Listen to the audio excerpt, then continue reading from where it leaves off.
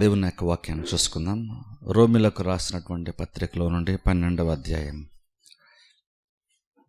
రోమిలకు రాసినటువంటి పత్రికలో నుండి 12వ అధ్యాయము 2వ వచనం నేను చదువుతాను. రోమ పత్రిక 12వ అధ్యాయము 2వ వచనం నేను చదువుతాను, మీరు బైబిల్లో ఫాలో అవ్వండి.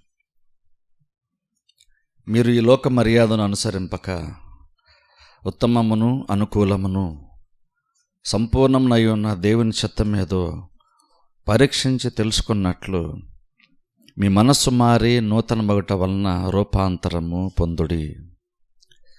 గత కొన్ని వారముల నుంచి మనము మనస్సు నూతన పరచుకుండగా మనం చూస్తున్నాం. ఈ రోజున కూడా మరికొన్ని ప్రాముఖ్యమైన విషయాలు మనం చూద్దాం. మన మనస్సును నూతన పరచుకుంట ద్వారా మాత్రమే దేవుని చిత్తమును మనము జరిగించగలమని పౌలు ఇక్కడ చెప్తూ ఉన్నాడు. 11 అధ్యాయాల వరకు కనుక మనం చూసినట్లయితే అక్కడ పౌలు దేవుడు చేసినటువంటి కార్యమంతటిని గురించి, అంటే ఆత్మ సంబంధంగా దేవుడు ఏమేమి చేశాడు అన్నది, ఆత్మీయ విషయాలన్నింటినీ కూడా చాలా విషయాలు బోధించాడు 11 అధ్యాయాల వరకు. అవన్నీ బోధించిన తర్వాత అప్పుడు చూడండి, అందుకని 11 అధ్యాయం చివరిలో ఆమెన్ అంటాడు. అంటే అక్కడ దేవుడు చేసిన ప్రతి కార్యం గురించి మాట్లాడుతున్నాడు. మాటన దేవుడు అవన్నీ చేసేసాడని చెప్పేసి దేవునికి స్తోత్రాలు చెప్తూ ఆమెన్ అంటూ, కాబట్టి అని ఇప్పుడు ప్రాక్టికల్గా మనం ఏం చేయాలో పౌలు ఇక్కడ మాట్లాడుతున్నాడు. ఇక్కడ చూడండి, దేవుడు చేసేవి కొన్ని, దేవుడు చేయాల్సినటువంటివి కొన్ని ఉంటాయి, అవి దేవుడు చేసేసాడు. అలాగే ఇప్పుడు దేవుడు చేసినటువంటి కార్యాలను బట్టి మనము చేయవలసినటువంటి కార్యాలు కొన్ని ఉంటాయి. ఇప్పుడు చూడండి, మనం ప్రాబ్లం ఏంటంటే కొన్నిసార్లు దేవుడు చేసేసినటువంటి కార్యాలు ఇంకా దేవుడు చేయాలన్నట్లా కొన్నిసార్లు మనం అనుకుంటూ ఉంటాం. అంటే ఆలోచన లేకుండా కొన్నిసార్లు ప్రార్థన కూడా కొన్నిసార్లు చేస్తుంటాం.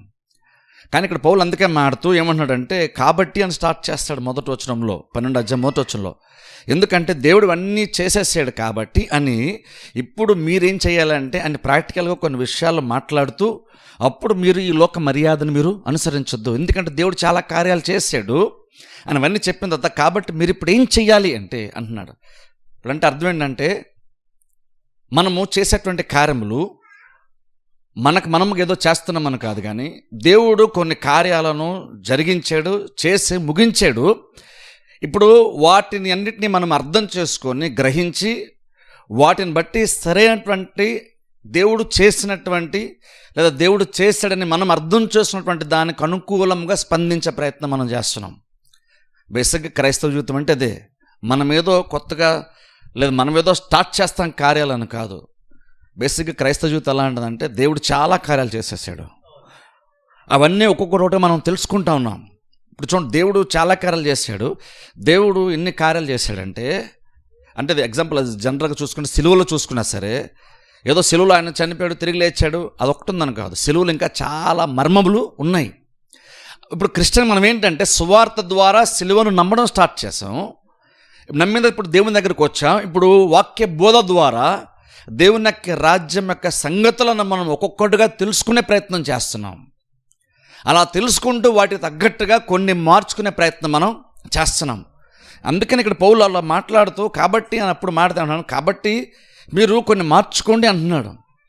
ఆ మార్పు ఎక్కడ స్టార్ట్ అవుతుంది అంటే పౌలు చెప్తున్నటువంటి మాటను బట్టి చూస్తే పౌలు ఏమన్నాడంటే మీ మనస్సులో మార్పు స్టార్ట్ అవ్వాలంటున్నాడు. ఇప్పుడు చూడండి, మార్పు ఎక్కడ స్టార్ట్ అవ్వాలో ఆలోచించాలి. మనం రక్షణ పొందినప్పుడు మన ఆత్మ దేవుడు నూతన పరిచేస్తాడు. ఎవడైనా క్రీస్తునందు ఉన్నాడెలా వాడు నూతన సృష్టి, పాతవి గతించెను సమస్తమును క్రొత్తవయ్యాను. కాబట్టి ఆత్మలో మొత్తం అంత పాదంతా పోయింది. మన పాదంతటిని దేవుడు పూర్తిగా తీసేశాడు. 100% దేవుడు దాన్ని పవిత్రపరిచేశాడు. ఆత్మలో ఇంకా లోపమంటూ కల్మషమంటూ ఏది కూడా దేవుడు వదలలేదు. యేసుక్రీస్తు రక్తము ప్రతి పాపము నుండి దోషము నుండి కడిగి మనల్ని పవిత్రులుగా చేసేసింది. కాబట్టి ఇక్కడ ఆత్మలో ప్రాబ్లం లేదు. ఇప్పుడు ఎక్కడ ప్రాబ్లం అంటే మనస్సులోనే ప్రాబ్లం. ఇప్పుడు ఆ మనసు కూడా ఏంటంటే అది మనది, కాబట్టి మనస్సు మన చేతుల్లో ఉంటుంది. అంటే మనసు మన చేతులు అంటే మరోసారి జ్ఞాపకం చేస్తున్నాను. మనసు అంటే అర్థం ఏంటంటే నువ్వు ఆలోచించి నీకు నచ్చినట్టుగా నువ్వు నిర్ణయాలు తీసుకునేటువంటి ఏదైతే అది ఉందో ఆ స్థితి, అది మనసులో జరిగేటువంటి కార్యం.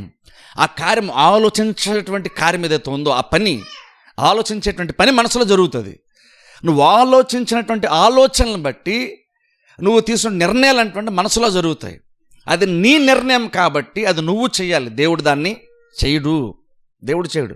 అన్నీ పౌలు మారుతూ దేవుడిని చేశాడు కాబట్టి మీ మనస్సు కూడా మార్చుకోండి అని చెప్తున్నాడు. అంటే మార్పు ఎక్కడ స్టార్ట్ అవ్వాలో కూడా ఒకసారి మనం ఆలోచన చేయాలి. మార్పు ఎక్కడ, ఒక క్రిస్టియన్గా రక్షణ పొందిన తర్వాత మనలో మార్పు ఎక్కడ స్టార్ట్ అవ్వాలంటే ఎక్స్టర్నల్గా కాదు, బయట మార్పు కాదు. ఇప్పుడు ప్రాబ్లం ఏంటంటే చాలాసార్లు మనం అంటే బయటే మార్చుకుంటున్నాం. అంటే ఇప్పుడు క్రిస్టియన్గా మారాము కాబట్టి కొన్ని మాటలు నేను మాట్లాడకూడదు, కొన్ని కార్యాలు నేను చేయకూడదు అనుకుంటున్నాం.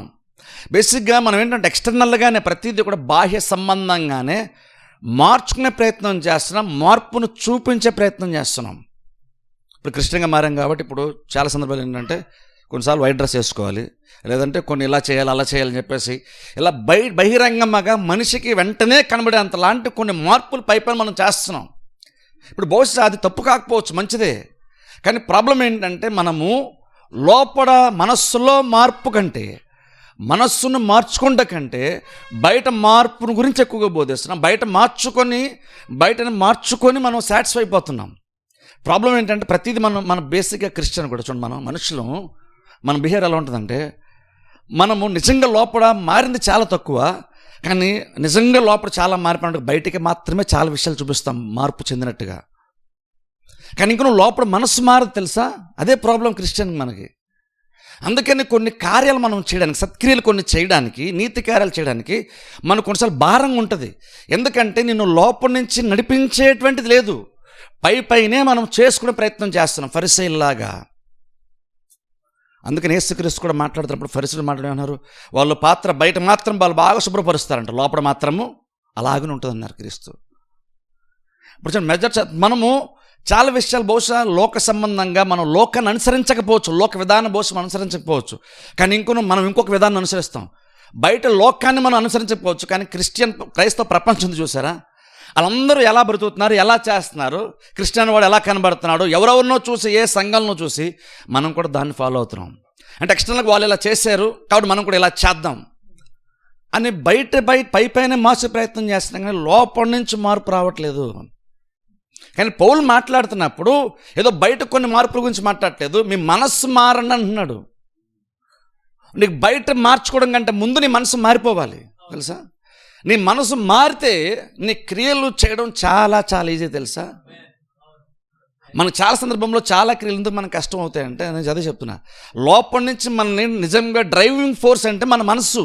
నేను నిజంగా నువ్వు కొన్ని కార్యాలు చేయడానికి నిన్ను బలముతో ముందు నడిపించేది నీ మనస్సు. ఇప్పుడు అది సరిచేయబడకుండా నువ్వు బహిరంగంగా ఎంత ప్రయత్నం చేసినా సరే అదేదో నువ్వు చేయడానికి చాలా చాలా కష్టపడాల్సి వస్తుంది. చాలా కష్టపడతాం, చాలా భారంగా చేస్తాం, మనుషుల్ని సాటిస్ఫై చేయడం కోసం. ఈయన కూడా మంచి క్రిస్టియనే, ఈమె కూడా మంచి క్రిస్టియనే అని అనిపించుకోవడానికి వరకు మాత్రమే ఆలోచన చేస్తాం, అంతవరకు చేసి ఆపేస్తుంటాం మనం. కానీ మనస్సు మారుతుందనుకోండి, నీ క్రియల్లో చాలా క్రియల్లో ఎదిగేస్తుంటా తెలుసా. నువ్వు ఒక కార్యమును ఒక మూమెంట్లో కొంత శాతం చేస్తావంటే నువ్వు నిజంగా లోపల నుంచి మార్పు చెందితే ఎలా ఉంటుంది తెలుసా. ఇప్పుడు అదే కార్యం చేస్తావు, కానీ ఇప్పుడు చాలా ఎక్కువ మోతాదులో చేస్తావు, ఎక్కువ శాతంలో చేస్తావు తెలుసా. కార్యముల్లో అభివృద్ధి చెందుతాం. కొత్తగా కొన్ని కార్యాలనే కాదు నేను చెప్పేది, నువ్వు చేస్తున్నటువంటి కార్యాల్లోనే ఇంకా నువ్వు చాలా బలంగా చేస్తావు, ఇంకా చాలా లోతుగా చేస్తావు తెలుసా. ఇప్పుడు ఆలోచన, నిజంగా మనం కొన్ని కార్యాలు ఏవైతే చేస్తున్నామో, మనం మారేమో చేస్తున్నాం అనుకుంటున్నాము, ఆ కార్యాల్లో గత సంవత్సరం కంటే లేదా 2 సంవత్సరాలు వెనక్కి వెళ్తే నువ్వు చేస్తున్న అదే కార్యం ఇప్పుడు చేస్తున్నావు, కానీ అప్పటికంటే ఇప్పుడు ఎక్కువ చేస్తున్నావా, అప్పటికంటే ఇప్పుడు ఎక్కువ చేయగలుగుతున్నావా. అలా ఎప్పుడు ఎక్కువగా చేయగలుగుతామంటే అందులో ప్రోగ్రెస్ ఎప్పుడు ఉంటుందంటే నీ మనస్సు మారితేనే. పైపైన మారడం వల్ల పెద్ద యూజ్ ఏమీ లేదు. చూడండి, కొన్నిసార్లు మన ఇల్లు పెద్ద శుభ్రంగా నీట్గా ఉంటుంది, కానీ సడన్గా ఎవరు ఇంటికి వచ్చినప్పుడు ఏం చేస్తాం అంటే గబగబా అన్నింటినీ దుప్పట్లు దిండ్లు ఇంకేమన్నా ఉంటే అవన్నీ తీసుకెళ్ళి కబోర్డు అందులో తోసేసి జస్ట్ డోర్ వేసేస్తాం. పైకి చాలా బాగుంది, కానీ అసలు ఉన్న చెత్తంతా అదంతా కూడా లోపల మనం ఎక్కడ దాచేసాం, అది బయట కనబడట్లేదు, కానీ లోపల ఖచ్చితంగా ఉంది. అప్పటికప్పుడు తాత్కాలిక చిన్న చిన్న సెటప్స్ ఏవో చేసేసాం, వచ్చిన వాళ్ళకి బిల్డింగ్ బాగానే కనబడుతుంది అనిపిస్తుంది, వాళ్ళకి మంచి ఇంప్రెస్ ఇచ్చే ప్రయత్నం మనం చేసాం. అది కొంతవరకు మంచిదంటే మంచిదే, భౌతికమైన విషయాలు మంచిదే, కానీ ఆత్మీయ విషయాల్లో అది సరిపోదు. కానీ చాలా సందర్భంలో ఆత్మీయ విషయాలు మనం అలాగే చేస్తాం, లోపల నిజంగా పెద్ద మార్పే ఉండదు. కానీ ఇప్పుడు చర్చకు వచ్చాము కాబట్టి మన బిహేవియర్ కొంతవరకు మారదు, ఎందుకంటే చర్చ అనేటువంటి వాతావరణంలో ఉన్నాము కాబట్టి. లేదా ఎవరో ఒక విశ్వాసం ఎదురుపడ్డారు అనుకోండి, అప్పుడు మనం కొంచెం. కానీ నిజంగా మనసు మారుతుందా అనేది ఆలోచించుకోవాలి. మనసు మారితే ఏమవుతుంటే ఆటోమేటిక్గా నువ్వు చేసేటువంటి అన్ని విషయాలను ఎదిగేస్తుంటావు, దేవుని చిత్తం ఇంక ఎక్కువగా చేస్తావు తెలుసా. ఆ పర్సంటేజ్లో కనుక పెరగకపోతే నీ మనసు మారలేదు. కాకపోతే మంచి క్రిస్టియన్ వాడు బిసిగ్గా ఎలా కనబడతాడో అని మనకి బైబిల్ బట్టి మనకంటూ ఒక స్టాండర్డ్ ఉంది, అంచనా ఉంది. క్రైస్తవ ప్రపంచాన్ని చూస్తున్నప్పుడు దాన్ని బట్టి మనం కూడా కొన్ని క్రియల వరకు మాత్రమే చేసుకొని చూపించుకొని మనం కూడా పర్లేదు, చాలా బాగానే మారాం, పర్వాలేదు, మనం అంత చెడ్డవాళ్ళం ఏమీ కాదని ఇంప్రెషన్ తొలగించే ప్రయత్నం చేస్తున్నాం. వెంటనే అలా ఇంకోళ్ళని ఇంప్రెస్ చేయడానికి నీ బిహేవియర్ మాత్రం మార్చుకోవద్దు. నువ్వు దేవుని ఇంప్రెస్ చేయడానికి నీ మనసును మార్చుకో. అది మనసు మార్చుకుంటే నీకు చాలా తృప్తి ఉంటుంది. మనసు మార్చుకుంటే నీకు చాలా ధైర్యం ఉంటుంది. మనసు మార్చుకుంటే చేయాలంటే ప్రేరణ చాలా బలంగా ఉంటుంది. కొన్నిసార్లు శరీరానుసారంగా ఆలోచిస్తే కొన్ని కార్యాలు మనకి కొన్ని మంచి కార్యాలు చేసే విషయం వచ్చేసరికి అది చెయ్యొద్దులు అనిపిస్తుంది. కానీ లోపల ఎక్కడో నేను నడిపించేటువంటిది ఒకటి ఉంటుంది, బలంగా నిన్ను బలవంతం చేస్తూ ఉంటుంది. నీ శరీరం ఏమో కొన్నిసార్లు వద్దంటుంది. అలాగే గెస్సిమన్ తోటి లేస్తున్నారు చూసారా, ఎగ్జాక్ట్ అలాంటి మూమెంట్ వచ్చారు తెలుసా. నీ చిత్తమైతే పాత్ర అద్దోని తీసే, నాకు చేయాలనేటువంటిది ఒరిజినల్గా నాకు తెలుసు, కానీ నా ముందున్నటువంటి ప్రెజర్ని బట్టి పోల్చుకున్నప్పుడు నాకెందుకొని ఇది లేకపోతే బాగుంది అనిపిస్తుంది. చూడండి, యేసుక్రీస్తు కూడా ఆ మూమెంట్కి వచ్చారు తెలుసా. యేసుక్రీస్తు సైతం ఆయన చిన్న వయసులో ఉన్నప్పుడే దేవుని చిత్తం చేయడం నేను వచ్చానని చెప్పేసి బాల్య దశలో నుండే ఆయన దేవుని చిత్తంనే చేస్తూ వచ్చారు. ఆయన లైఫ్ గురి ఏంటో ఆయనకి బాగా తెలుసు. అంత స్పష్టమైనటువంటి గురుండి ఆయన బోధించిన ప్రతిదీ, ఆయన వెళ్ళినటువంటి ప్రతి చోటకి, ఆయన చెప్పిన ప్రతి కార్యం చేసిన ప్రతి అద్భుతం కూడా ఆయన ఏం చెప్పాడంటే, తండ్రి చెప్పింది నేను చెప్తున్నాను, తండ్రి చేయమన్నదే నేను చేస్తున్నాను. అంత పర్ఫెక్ట్గా దేవుని చిత్తాన్ని చేశారు ఆయన. ఆయన లైఫ్లో ఒక్క మూమెంట్లో మాత్రమే, గెస్సెమనే తోటలో మాత్రమే ఆయన ఏంటంటే కొంచెం ఇది లేకపోతే బాగుంటుంది కదా అనేటువంటి ఒక ఆలోచన కూడా ఆయనకు వచ్చేసింది. ఇప్పుడు చూడండి అలాంటి ఆలోచన రావడం పూర్తి తప్పేమీ కాదు. నిజమైనటువంటి క్రైస్తవ భక్తి ఎలా ఉంటుందంటే, ఇది నేను చేయకపోతే బాగుంది అనిపిస్తుంది. కానీ నిజమైన క్రైస్తవుడు ఏం చేస్తా అంటే, చేయకపోతే బాగున్నాను ఎక్కడో అనిపిస్తుంది, కానీ వెంటనే తేరుకుంటాడు, చేసేస్తాడు. ఎందుకంటే చేయకుండా ఉంటే బాగుంటుంది అనేటువంటి ఆలోచన అల్పంగా అలా వస్తుంటుంది, ఆ తలంపలు వస్తుంది. కానీ లోపల ఇంకేదో ఎంత బలవంతం చేస్తుందంటే అది కష్టమైనా సరే చేయకుండానే ఉండలేవు. యేసుక్రీస్తు ఎగ్జాక్ట్ అలాగనే తప్పించుకోవడం కోసం ఆయన ఏం ప్రయత్నం చేయలేదు ఆయన. అందుకనే గెత్సెమనే తోట ప్రార్థన చేయడానికి వెళ్ళారు ఆయన. కానీ దేవుని చిత్తం కొంచెం ఎలాంటిదంటే, ఇది లేకపోతే బాగున్ను అనేటువంటి ఒక ఆలోచన ఖచ్చితంగా ప్రతి క్రిస్టియన్కి వస్తుంది. నీకు ఆ ప్రెజర్ లేదంటే అర్థం ఏంటంటే నువ్వు దేవుని చిత్తాన్ని నువ్వు యాక్చువల్ నువ్వు చేయట్లేదు. అందుకే నీకు ఒత్తిడి లేదు, అందుకే నీకు ప్రెజర్ లేదు. ఎందుకంటే నువ్వు లోక మర్యాదను అనుసరించి వెళ్ళిపోతున్నప్పుడు, నువ్వు గాలితో పాటుగా వెళ్ళిపోతున్నప్పుడు, అందరితో పాటు వెళ్ళిపోతున్నప్పుడు నీకు ఇబ్బంది ఏది ఉండదు.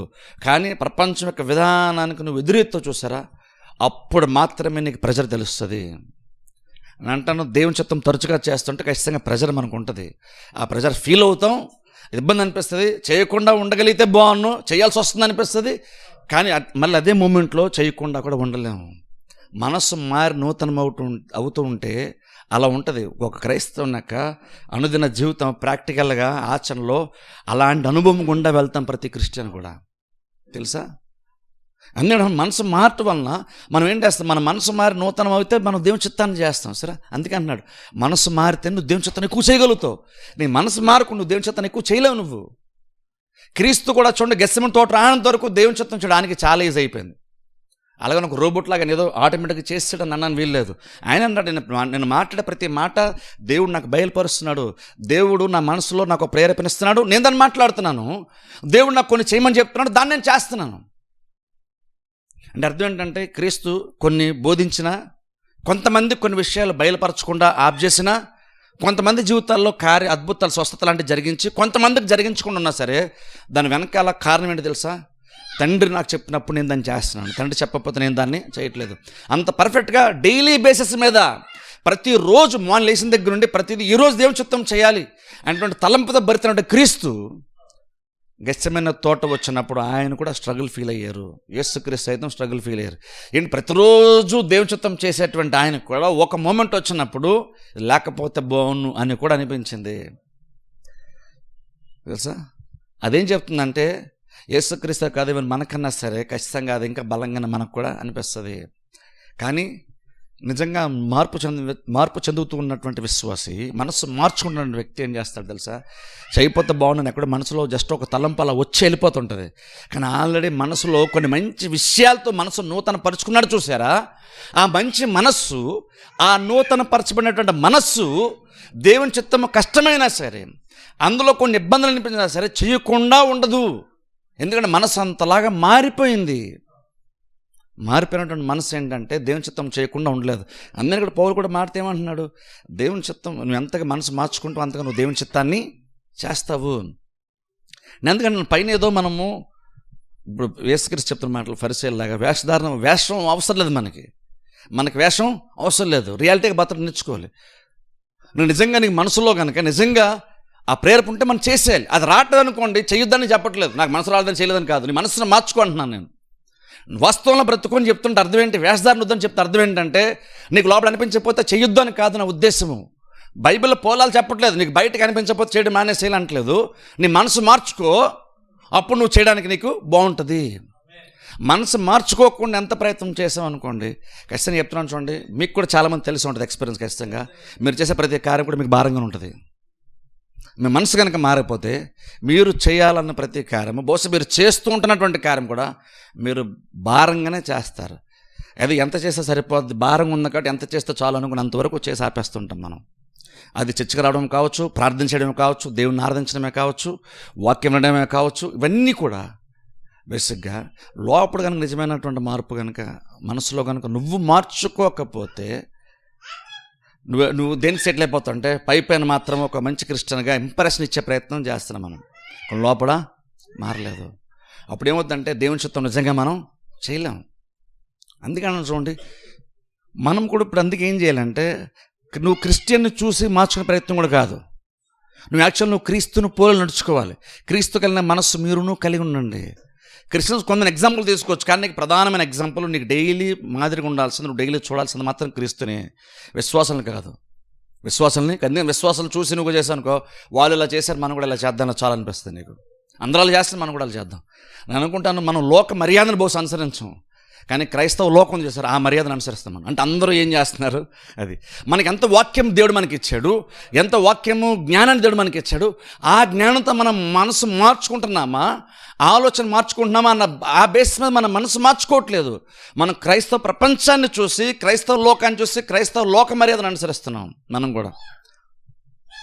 అందుకని అందరిలాగానే మనం కూడా, అందరూ పాటలు ఎలా పాడతారు, అందరూ పాటలు పాడేటప్పుడు ఎలాగైతే చేస్తున్నారు మనం కూడా అలాగే, అందరూ వాక్యం బోధించేటప్పుడు వాక్యం అందరూ అలా చేస్తున్నారు మనం కూడా అలా చేస్తున్నాం.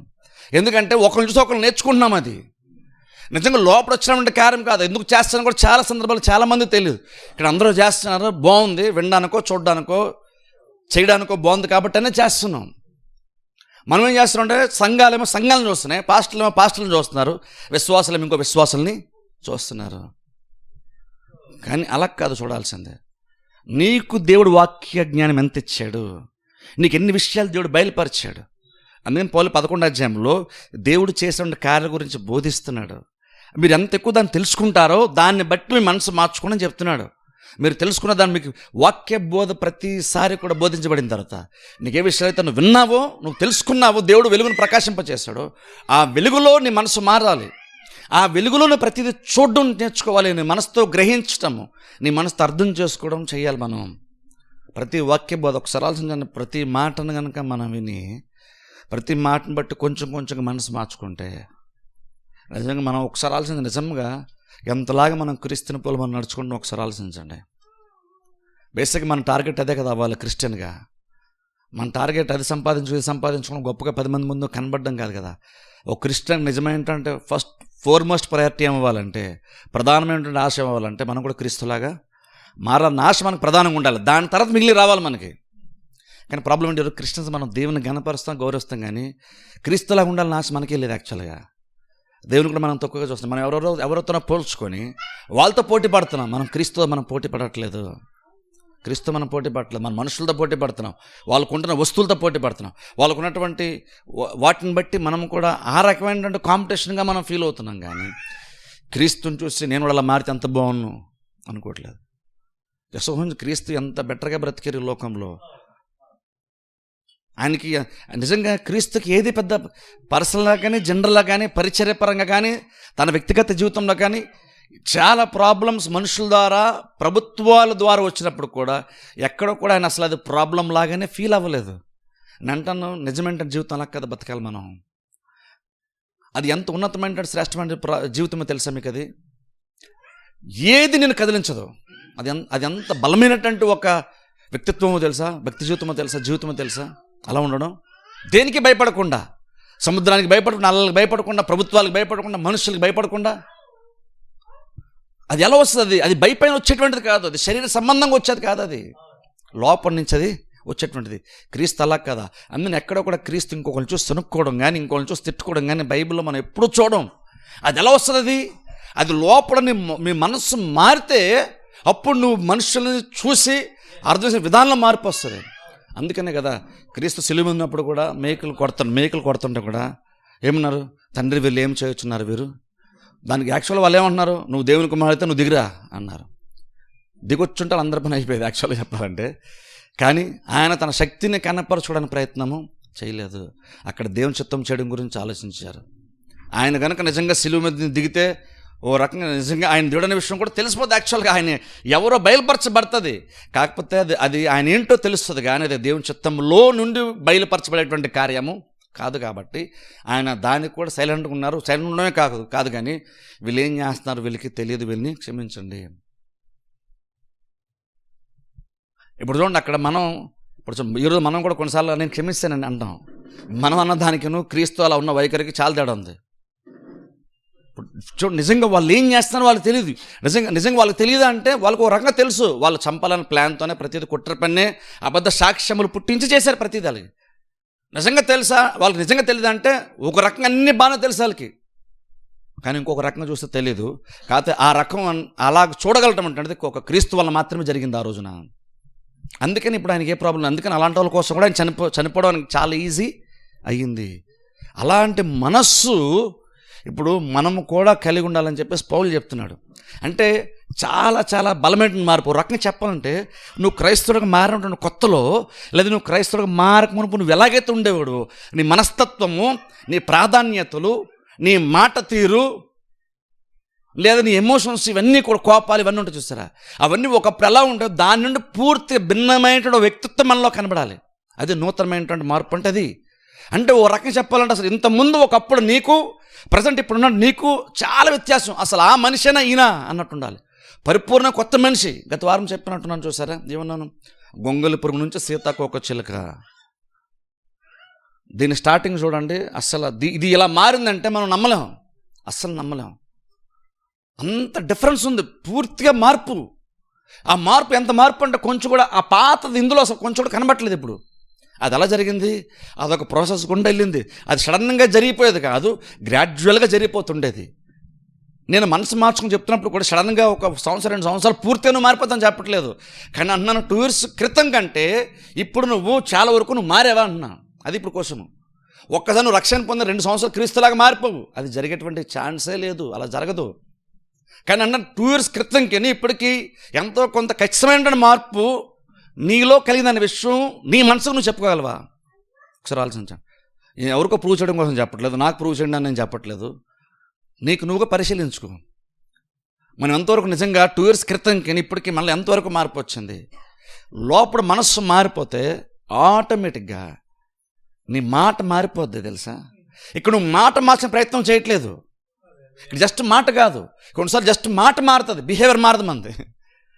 అలా ఉంటే కొన్నిసార్లు. కానీ మనసు మారిపోయింది అనుకోండి, ఆటోమేటిక్గా నీ మాట మారిపోద్ది, నీ బిహేవియర్ మారిపోద్ది, ఇంకా చాలా చాలా మారిపోతుంది తెలుసా. అలాగా జస్ట్ ఆ గొంగలి పురుగు సీతాకోకం ఎగ్జాంపుల్ తీసుకోండి. అంత బలమైనటువంటి మార్పు, అసలు ఏమాత్రం కూడా పోలిక పొంతం లేనంత బలమైన మార్పు మనలో కలగాలి. అది అలాగే నీకు నువ్వుగా మార్చిన ప్రయత్నం కాదు, దేవుడు నిన్ను మార్చడానికి వాక్యం ఇస్తున్నాడు. దేవుడు కొన్ని కార్యాలు 11 వరకు చేశాడని పౌలు చెప్తున్నాడు. దాన్ని బేస్ చేసుకుని నీ మార్పు వస్తుంది అంటున్నాడు. కాదు నువ్వేం చేయాలి మారడానికి? అక్కడ కూడా దేవుడు నీ మనసు మార్చడు. దేవుడు చేసిన కార్యాలు అర్థం చేసుకుంటావు, నీ మనసు నువ్వు మార్చిన ప్రయత్నం చేస్తావు. అందుకని చూడండి, అందుకనే నీ మనసులో ప్రాబ్లం ఉందన్న విషయం గుర్తుపెట్టుకోవాలి. మనం ఒకప్పుడు మనము మన మనోనేత్రాలు ఓ రకంగా గుడ్డితనములో మనం బ్రతికాము, వెలుగు లేదు, చీకట్లో మనం బ్రతికాం. అంటే ఒక రకంగా మనసుకున్నటువంటి ప్రాబ్లమ్స్ ఆలోచించండి. ఈ రోజుల్లో కూడా అన్యులు చూడండి, ఒకసారి చూడండి. రోమపత్రిక మొదట్లోనే పౌలు మాట్లాడతాడు, ఒకసారి చూద్దాం. రోమపత్రిక 1వ అధ్యాయం 28వ వచనం చదువుతాను. చూడండి, మనసుకున్నటువంటి ప్రాబ్లం గురించి జస్ట్ ఒక వచనం చదువుకుందాం. రోమపత్రిక 1వ అధ్యాయం 28వ వచనం నేను చదువుతాను. రోమ 1వ అధ్యాయము 28వ వచనం. పూర్వపు అన్యుల గురించి లేదంటే మనమైనా సరే రక్షణ పొందక మునుపు ఒక సాధారణమైన మనిషి యొక్క స్థితి ఒకప్పుడు ఏంటంటే రోమా 1:28 మరియు వారు తమ మనస్సులో దేవునికి, గమనించండి, మనస్సులో దేవునికి చోటియనొల్లకపోయిరి గనుక చేయరాని కార్యములు చేయుటకు దేవుడు భ్రష్ట మనస్సుకు వారిని అప్పగించాను. ఇప్పుడు చూడండి, రక్షణ పొందక మునుపు ఉన్నటువంటి ప్రతి మనిషి యొక్క మనసు యొక్క స్థితి ఏంటో తెలుసా? ఇక్కడ చూడండి, పౌలు మాడుతా అంటున్నాడు, మనసు గురించి మాడుతూ మనసులో దేవుని చోటు లేదు. అంటే రక్షణ పొందక మునుపు మనమన్నా లేదంటే ప్రస్తుతం అంటూ అన్యులైనా, ఒకప్పుడు మనం లేదా ప్రస్తుతం ఉండేటువంటి అన్యుల గురించి చూసుకున్నా సరే దేవుని చోటు లేదు. నిజమేంటంటే దేవుడు ఎవరో ఎంతో కొంత జ్ఞానం ఉంటుంది. అది 1వ అధ్యాయంలో 21 నుంచి కింద మాడతాడు. వాళ్ళు దేవుని ఎరిగి దేవునిగా వాళ్ళు మహిమపరచలేదు అంటాడు, దేవుని అంగీకరించలేదు అంటాడు. కాబట్టి వాళ్ళకి కొంతవరకు అవగాహన ఉంది, కానీ వాళ్ళు దేవునికి మనసులో చోటు ఇవ్వలేదు. ఇప్పుడు దేవుడు కూడా ఏం చేశాడు తెలుసా? దేవుడు భ్రష్ట మనసుకు వారిని అప్పగించాడు. అంటే దేవుడు ఏదో సాతానికి అప్పగించాడని కాదు, దేవుడు కూడా వాళ్ళు ఏదైతే మనసులో నింపుకొని దేవుడిని డెలిబరేట్గా నాకు వద్దు అనుకున్నారో, దేవుడు కూడా ఏం చేశాడు, సరే నీకు వద్దన్నావు కాబట్టి నేను కూడా నేను వదిలేస్తాను అని దేవుడు కూడా కన్విన్స్ చేయడం మానేశాడు, ఒప్పించడం మానేశాడు, దేవుడు ఆకర్షించడం మానేశాడు, దేవుడు మనిషి యొక్క హృదయంలో పనిచేయడం మానేశాడు.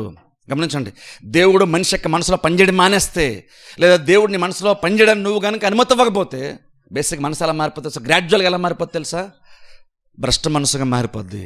ఇది దేవుడు మార్చేశాడని చెప్పట్లేదు నేను, దేవుడు అప్పగించాడంటే దేవుడు జస్ట్ వదిలేసాడు. ఇప్పుడు చూడండి, క్రీస్తుని దేవుడు క్రీస్తుని అప్పగించాడు కదా. దేవుడు వచ్చి సిలువ వేయలేదు క్రీస్తుని, దేవుడు వదిలేసాడు అంతే. వదిలేస్తే మనుషులు పట్టుకొని క్రీస్తుని సిలువ వేసేసారు.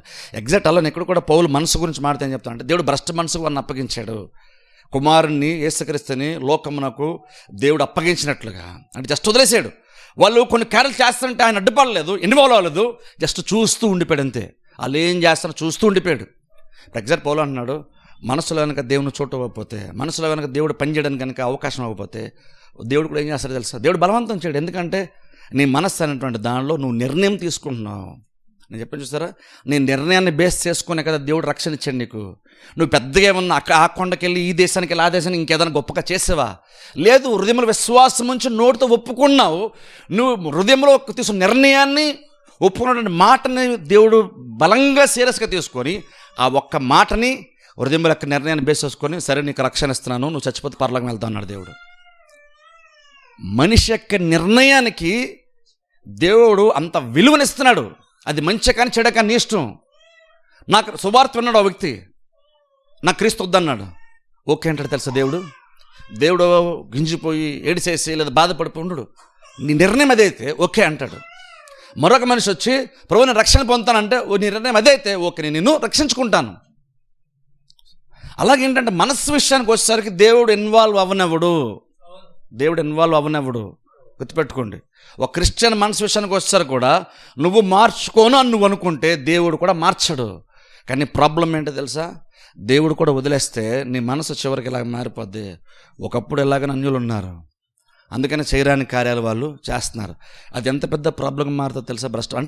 భ్రష్ట మనసు ఆలోచించండి. అదేదో ఒక శాపంలా కాదు, ఆ మనసు ఆలోచించే విధానము, అర్థం చేసిన విధానంలో ఎంత ప్రాబ్లం ఉంటుందో. భ్రష్ట మనసు అంటే అది ఎంత ప్రాబ్లం ఒకసారి ఆలోచించండి. అది ఇప్పుడు క్రిస్టియన్గా మనం అందులోంచి ఇప్పుడు బయటకు వచ్చాం.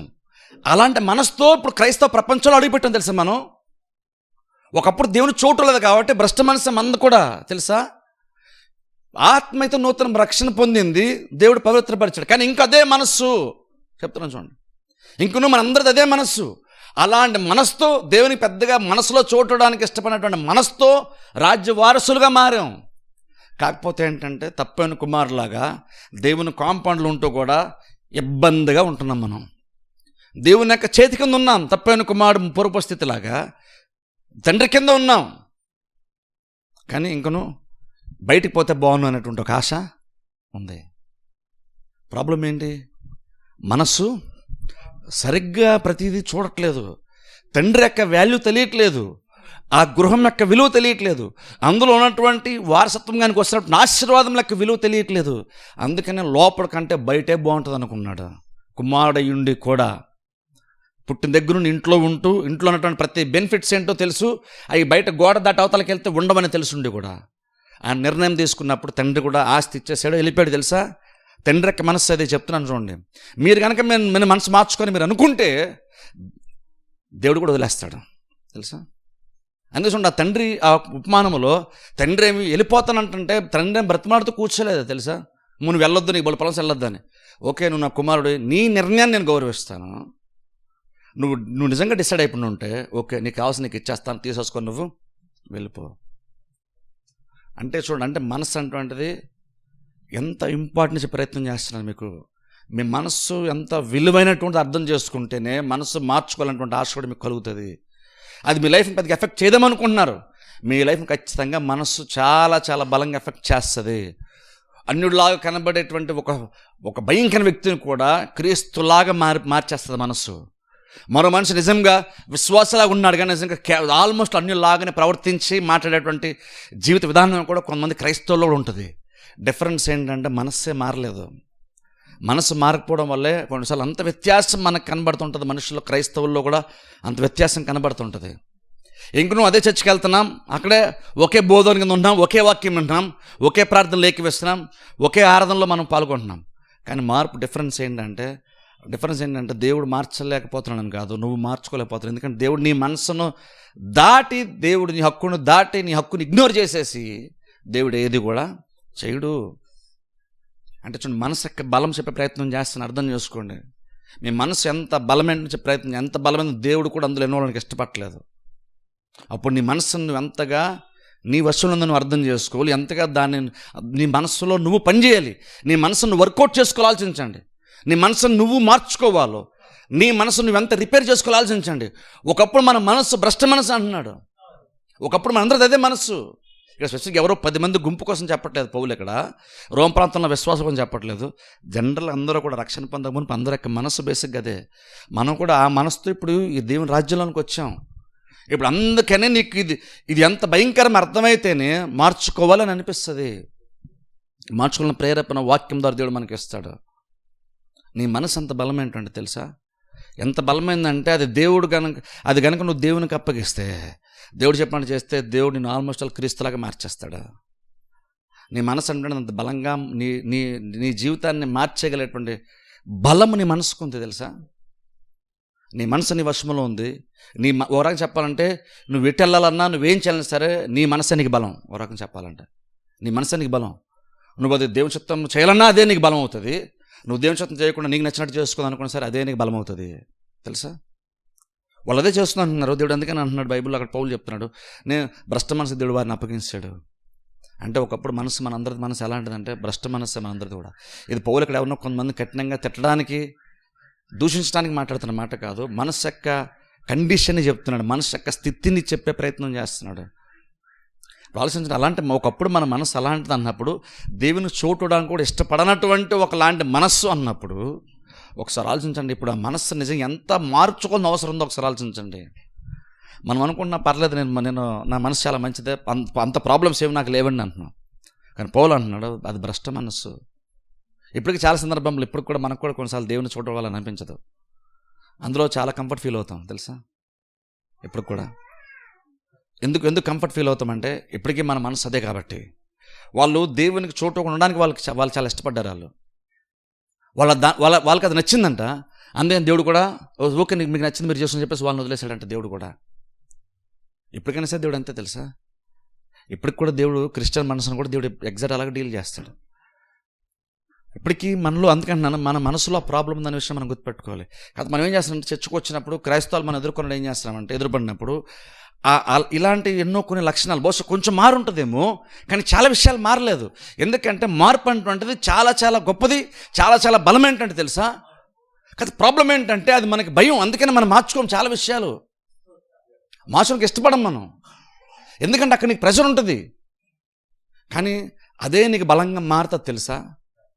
నీ మనసు నీకు చాలా బలాన్ని ఇస్తుంది. అది దేవుని చిత్తం చేయడానికైనా సరే, దేవుని చిత్తం చేయకుండా ఉండడానికైనా సరే నీ మనస్సే నీకు చాలా ఒక డ్రైవింగ్ ఫోర్స్ లాగా పనిచేస్తుంది. ప్రతి మనిషిలో కూడా నిర్ణయాన్ని శాసిస్తుంది, ఆలోచన విధానాన్ని శాసిస్తుంది, ప్రతిదీ కూడా. నిన్న మనం ఏమనుకుంటున్నామో ఈరోజు అదే చేస్తున్నాం తెలుసా. నేను ఎగ్జాక్ట్ మన మనసులో ఏముందో, లేదంటే ఒక నెల క్రితం ఏముందో ఎగ్జాక్ట్ అదే తెలుసా? అదే అంతకుమించి వేరేది లేదు. నువ్వు ఒకటి ఆలోచించి ఇంకోటి చేయవు తెలుసా? ఒకటి ఆలోచించి ఇంకోటి చేయవు. నువ్వు లాస్ట్ ఇయరో లేదా లాస్ట్ మంత్తో నువ్వేమనుకున్నావో అది నేను నోరు మాట్లాడుతుంది, అదే చేస్తుంది తెలుసా? అదే చేస్తుంది. అది నీ నోట్లోంచి వచ్చిన కొన్ని మాటలు అది ఎక్కడి నుంచి వచ్చినటువంటి మాటలు కాదు, అది ఆల్రెడీ నీ మనసులో ఉంది. నీ మనసులో ఉన్నటువంటి మాటలే ఇప్పుడు వాయిస్ రూపంలో, సౌండ్ రూపంలో బయటకు వచ్చింది అంతే. కానీ నువ్వు ఇలా మాట్లాడుతున్న విషయం దేవునికి కూడా ఆల్రెడీ తెలుసు. దేవునికి స్వరం అవసరం లేదు కదా. దేవునికి మనసులో తలంపే దేవునికి వాయిస్ లాంటిది. నువ్వు ఒకటి ఆలోచించు, నువ్వేమి ఆలోచిస్తున్నావు దేవునికి తెలిసిపోద్ది. బయటలు తెలియకపోవచ్చు, కానీ బయట మాట వరకు వస్తే, క్రియల వరకు వస్తే కానీ బయటలు తెలియదు.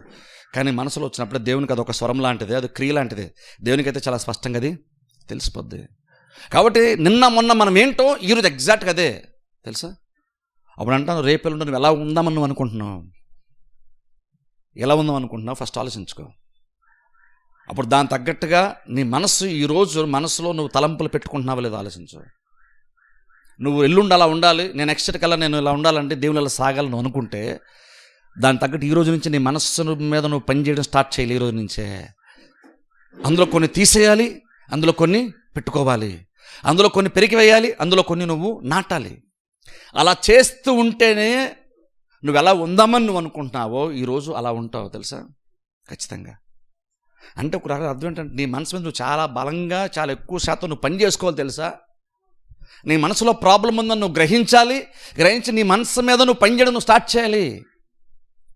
ప్రాబ్లం ఏంటంటే మనం ఏమనుకుంటాం, మనకు వచ్చిన చిన్న చిన్న ఇబ్బందులకి ఎవరెవరో కారకులు ఉంటాం. కానీ బేసిక్ ఎవరెవరో కారకులు కాదు తెలుసా? నీ మనస్సే నీకు ప్రాబ్లము. కథ మనకు అనిపించదు. మార్త మరి ఉన్నారు చూసారా?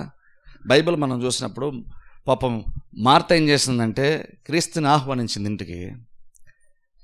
ఆహ్వానించి ఏం చేసిందంటే లోపలికి వెళ్ళి క్రీస్తు కోసం చాలా రెడీ చేస్తుంది, ఏంటంటో రెడీ చేస్తుంది. కానీ మరియ వచ్చి యేసుక్రీస్తు పాదాల దగ్గర కూర్చొని వాక్యం వింటుంది, ఆయన బోధిస్తున్నారు వాక్యం వింటుంది. లోపల నుంచి బహుశా మార్త చూసి ఉంటుంది, కాసేపు క్రీస్తు మాట్లాడే మార్త బయటకు మరియ లోపలికి వస్తుందేమో, నాకు కూడా హెల్ప్ చేస్తుందేమో అనుకుందేమో. చూసి వంటగది నుంచి గుమ్మ వరకు వచ్చి ఇలా చూసి వెళ్ళిపోతుండదేమో, ఇంతసేపు ఇంకా రాదేంటన్నట్టు బహుశా. కానీ ఎప్పటికీ రాలేదు. లోపల ప్రెషర్స్ పెరిగిపోయినాయి, ఇంకా ఉండబట్టలేక లోపల అనుకున్న ప్రతిదీ ఇప్పుడు బయటకు వచ్చి స్వయంగా క్రీస్తు అని అంటుంది. ఇప్పుడు నువ్వు కొంచెం చెప్పొచ్చు కదా నాకు హెల్ప్ చేయమని.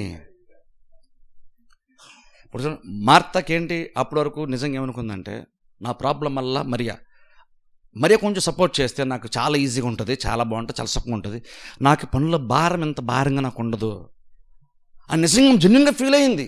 ఆమె నిజంగా ఆమెకున్న ప్రాబ్లం వల్ల మరియ అనుకుంది. అందుకనే నేను చెప్తేందు క్రీస్తు చెప్తే వింటుంది అనుకుని స్వయంగా నేరుగా డైరెక్ట్గా వెళ్ళి ఆమెకు ఎంత ధైర్యం వచ్చిందంటే క్రీస్తుకి డైరెక్ట్గా విషయం చెప్పింది. అలా చెప్పిందంటే ఆమె ఎంత కన్విన్స్ అయిందో తెలుసా? నిజంగా ప్రాబ్లం వల్ల మరియని ఎంత కన్విన్స్ అయ్యి ఉంటే క్రీస్తు దగ్గరికి వచ్చే మాట చెప్పుండాలి. అప్పుడు క్రీస్తు ఏమన్నారు చూడండి, క్రీస్తు నిజంగా మార్తకు సపోర్ట్ చేస్తారా? లేదు. మార్త లోపల పని చేస్తుందా? ఖచ్చితంగా పని చేస్తుంది. ఆమె ఎక్కువ ప్రెషర్ ఫీల్ అయిందా పనుల వల్ల? ఖచ్చితంగా ప్రెషర్ ఫీల్ అయింది. కానీ ప్రాబ్లం మరియనా అంటే క్రీస్తు మాటలు బట్టి మనకు అర్థమవుతుంది మరియా ప్రాబ్లం యాక్చువల్గా కాదు. క్రీస్తు అన్నారు, నువ్వు అనేకమైనటువంటి పనుల భారం ఎక్కువ పెట్టున్నావు, నువ్వు ఉత్తమమైనటువంటి నువ్వు ఏర్పాటు చేసుకోలేదు, నీకు ఏది ఇంపార్టెంట్ నీకు తెలియట్లేదు, నీ మైండ్ పాడైపోయింది, నీ మనసు కరెక్ట్గా ఆలోచించట్లేదు, నీకు ఏది ఇంపార్టెంట్ తెలియట్లేదు, నువ్వు ఎక్కువ నీ మీద నువ్వు వేసేసుకున్న బాధ్యతలు ఇప్పుడు అందరి మీద సరుక్కుంటున్నావు, నాకు ఎవరు సపోర్ట్ చేయట్లేదని సరుక్కుంటున్నావు. ఇప్పుడు అంతే అంటాను నేను చాలా. ఇప్పుడు చూడండి, నేను అలాగే ఇంకో చూసుకుంటే 12 మంది వేగులు వాళ్ళు వెళ్ళారు కానాన్ దేశాన్ని చూడడానికి. 10 మంది వచ్చేమో చెడ్డ సమాచారం చెప్పారు, 2 వచ్చి మంచి సమాచారం చెప్పారు. 12 మంది చెడ్డ సమాచారం చెప్పుంటే 10 మందికి అసలు ప్రాబ్లం ఉండేదే కాదు. కానీ ఎప్పుడైతే 2 వ్యక్తులు వచ్చేసి 10 మంది చెప్పిన సమాచారానికి ఉన్నతంగా విరుద్ధంగా వాళ్ళు చెప్పారనిపించిందో ఆ 2 మీద కోపం వచ్చింది. ఆ 2 మీద లక్షల మందికి ఆ 2 మీద కోపం వచ్చింది, చంపేద్దనంత కోపం వచ్చింది. ఏం ఫీల్, ఈ 2 ప్రాబ్లము అనుకున్నారు వాళ్ళు.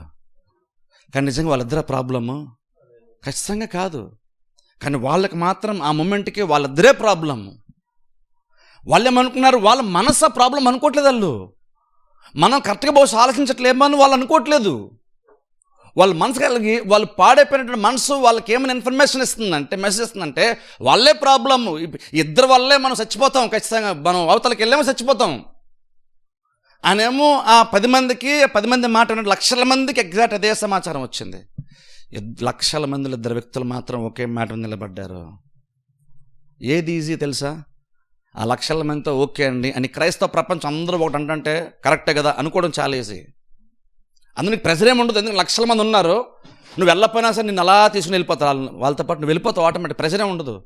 కానీ వాళ్ళందరూ చెప్తున్నారు కరెక్ట్ కాదు, ఇది కదా కరెక్ట్ అని నువ్వు అనుకొని నిలబడ్డాను మాత్రం నీకు చాలా ప్రెజర్ ఉంటుంది తెలుసా. కానీ అంత ప్రెజర్ అలా ఒక 2 వ్యక్తులు లక్షల మంది యొక్క ప్రెజర్ని ఎలా తీసుకున్నారు ఆలోచించండి ఒకసారి నిజంగా ఊహించండి. ఒక క్రిస్టియన్గా ఒకసారి ఆలోచించండి. లక్షల మంది క్రైస్తవుల మధ్య 2 వ్యక్తులు మాత్రం కరెక్ట్గా మాట్లాడుతున్నారు, లక్షల మంది ఇద్దరు వ్యక్తులు వ్యతిరేకిస్తున్నారు. లక్షల మందిలో ఎంత ఏమాత్రం అసలు చెప్పుకుంటే ఎంత ఈజీగా వాళ్ళ జీవితాలు, 2 వ్యక్తులకు జీవితాలు ముగిసిపోతాయి తెలుసా, ఈజీగా చంపేస్తారో తెలుసా. కానీ వాళ్ళు ఎందుకు అంత వ్యతిరేకించారు? వాళ్ళకి అనుకున్నారు యెహోషువ కాలేబే మనకి ప్రాబ్లం, మనం చెప్పినట్టుగా వాళ్ళు చెప్పట్లేదు, మనం అనుకున్నట్టుగా వాళ్ళు ఆలోచించట్లేదు, అది ప్రాబ్లం.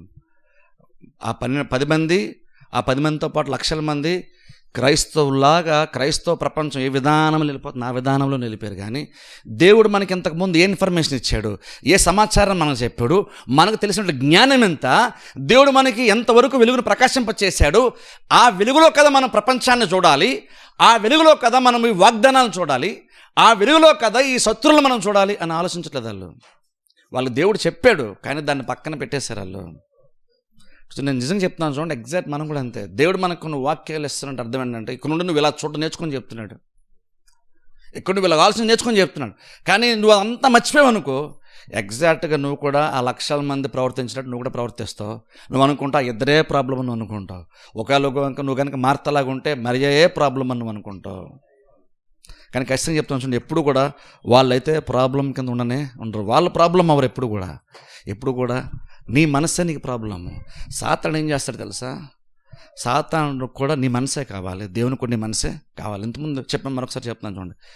యేసుక్రీస్తు నా గురించి మనుషులు ఏమనుకుంటున్నారు అని అడిగినప్పుడు పేతురు మొదట చెప్పారు చూసారా, నువ్వు సజ్జుడు అని దేవుని కుమారుడు అంటే క్రీస్తు అని చెప్పిన తర్వాత పేతురు ఇది పరలోకమందు ఉన్నటువంటి తండ్రి నీకు బయలుపరచాను కానీ రక్తమాంసములు నీకు దీన్ని బయలుపరచలేదు.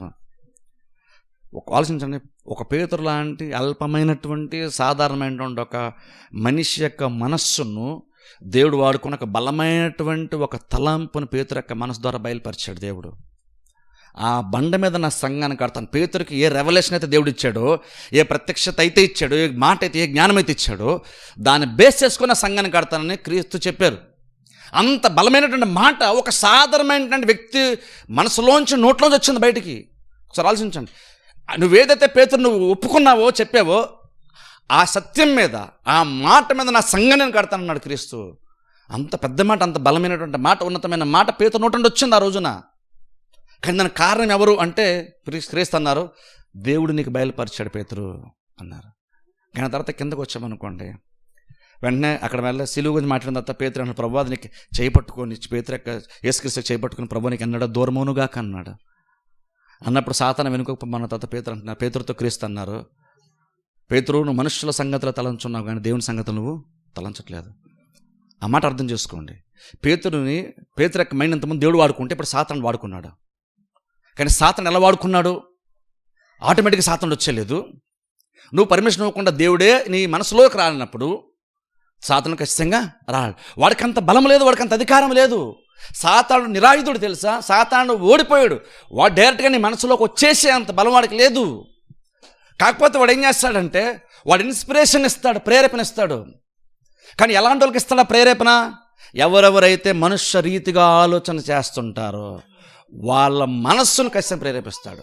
ఇంకో రకంగా చెప్పంటే నీ మనస్సే నీకు బలం కాబట్టి, నీ మనస్సు ఒక రకంగా నీకు ఆయుధం లాంటిది కాబట్టి నీ బలాన్ని వాడుకొని నిన్నే పతనం చేస్తాడు సాతానుడు తెలుసా.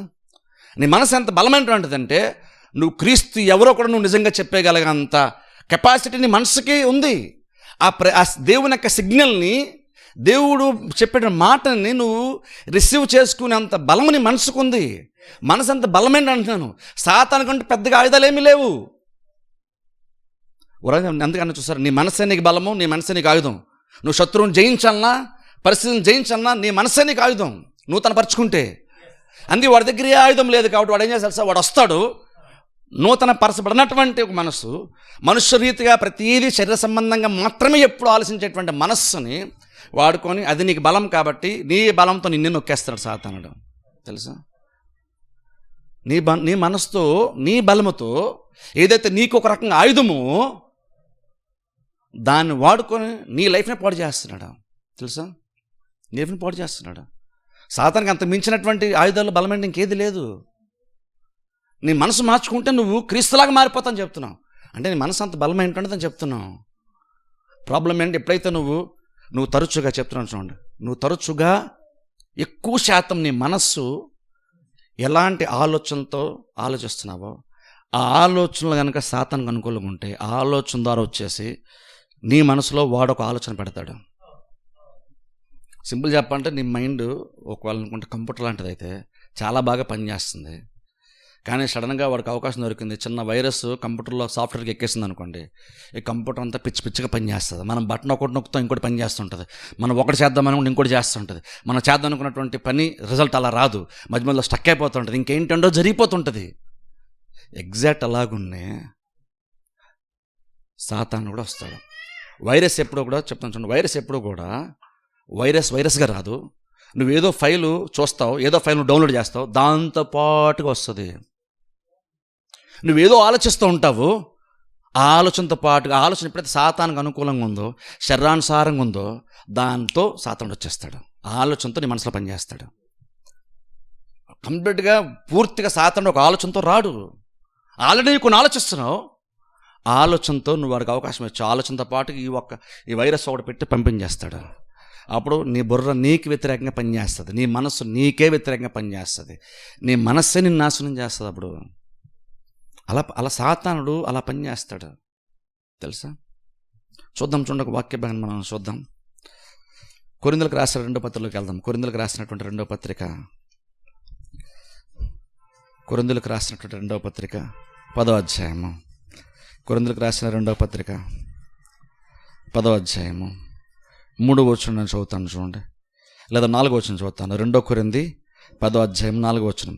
మా యుద్ధోపకరణములు శరీర సంబంధమైనవి కావు కానీ దేవుని ఎదుట దుర్గములను, గమనించిన ఇక్కడ మా యుద్ధోపకరణములు చూడండి, పౌలు అంటున్నాడు మా యుద్ధోపకరణములు అంటే ఆయుధాలు శరీర సంబంధమైనవి కావు కానీ దేవుని ఎదుట దుర్గములను పడద్రోయ జాలినంత బలము గలవై ఉన్నవి. చూడండి, మా యుద్ధోపకరణములు శరీర సంబంధమే కావు, ఆత్మ సంబంధమైనవి. కానీ ఎంత బలమైనటువంటి అంటే పెద్ద పెద్ద దుర్గాలను కూడా ఈజీగా పడేసేంత, ఒక డైనమైట్ లాగా కొండల్ని ఊటినే తునాతునకలు చేసేంత డైనమైట్ లాగా పనిచేస్తా అంటున్నాడు. అలాంటి బలమైనటువంటి ఆయుధం మా దగ్గర ఉందంటున్నాడు.